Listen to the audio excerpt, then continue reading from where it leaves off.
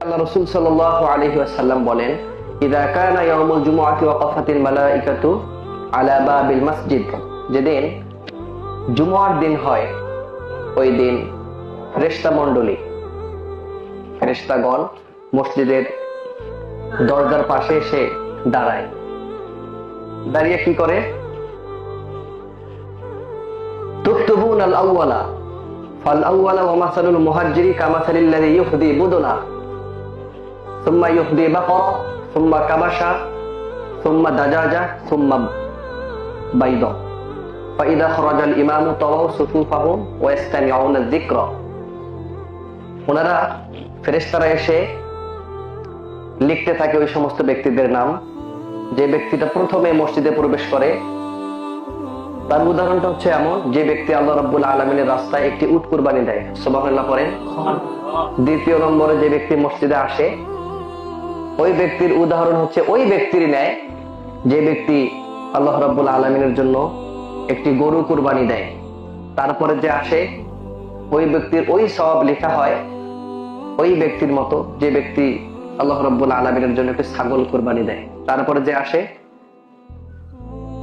সে একটি মুরগি জবাই করার বা কুরবানি দেওয়ার সওয়াব পায়।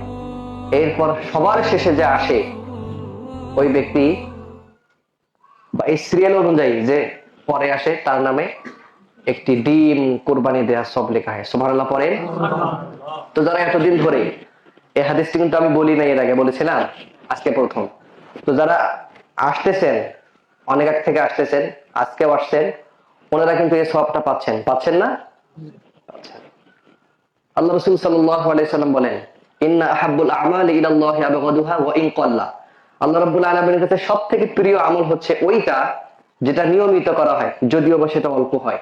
আমি আবার বলছি, আল্লাহ রাব্বুল আলামিন ওই আমলটা প্রিয়, ভালোবাসেন, পছন্দ করেন, যেটা নিয়মিত করা হয়, নিয়মিত রেগুলারলি যেটা করা হয়, ওইটা সবথেকে প্রিয়, যদিও বা সেটা সংখ্যায় বা পরিমাণে কম হোক না কেন। কেন? আপনি হঠাৎ করে একজন ব্যক্তির খোঁজ খবর নিয়ে 1-1.5 ঘন্টা কথা বললেন,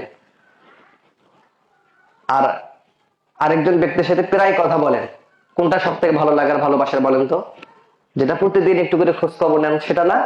তো এমনই যে আমলটা আপনি প্রায় করেন, প্রায় গুরুত্ব দেন, এটার গুরুত্ব আল্লাহ রাব্বুল আলামিনের কাছে সব থেকে বেশি। এজন্য যারা আমরা এই আমলটা করে আসছি, যতদিন বেঁচে থাকবো ততদিন যেন আমরা এই আমলটা করে আল্লাহ রাব্বুল আলামিন তৌফিক দিক, আল্লাহুম্মা আমিন।